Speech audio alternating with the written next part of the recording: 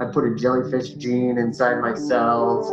I hacked my gut microbiome. I'm gonna try to get as close to the top of the skin as possible. What I do is biohacking, and that is doing science and genetic engineering outside traditional environments. I think those are all really cool, really interesting, controversial.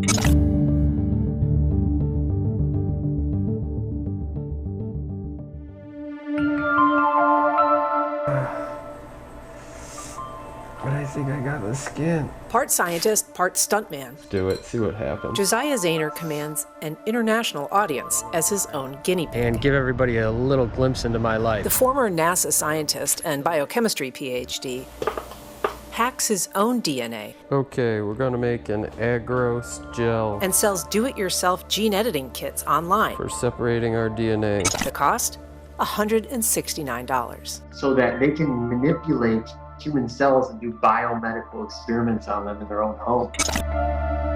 Zahner's YouTube channel was deleted in December for violating terms of service, but he's hardly the most extreme. You're tapping the back of your hand, and they had the thing with the ring, right? Inserted under the skin, often without anesthesia, these biometric implants are favored by so-called grinders, biohackers who essentially aspire to become DIY cyborgs.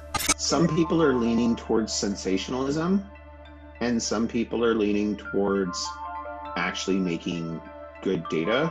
And making good data is hard. For Gabriel Lucena, whose former Jacksonville lab is featured in a new Showtime documentary, Into the two. biohacking is more about democratizing science than showmanship. I can see the flap. What we try to do is make things a little easier for people. We shouldn't just randomly cram needles into our body and see what happens. Lucena considers himself primarily a biologist, calling some of the more lurid biohacks splashy nonsense. Biohacking, extra quotation marks, is just doing biology, but sloppy. 620 microliters? That sounds about right. Which isn't to say he hasn't at times made his own splash. Wasn't supposed to be posted. That was just a friend who posted a picture, and then everybody like freaked the out. I'm going to eat your soul. High-profile experiments can help raise money for research, but also pose ethical dilemmas. Where the boundary is that I think biohackers should not cross, right? And that line, I think, is when things start to get, extremely harmful. This is experimental subject X. Even Zahner, who says his own genetic biohacks have turned him into a human-animal hybrid, believes some guardrails are necessary. I'm not trying to be a martyr.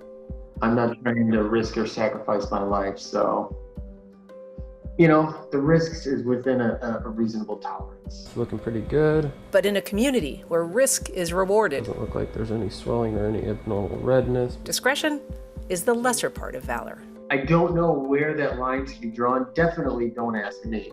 Ann Schindler, Mother. First Coast News, Oh. on your side.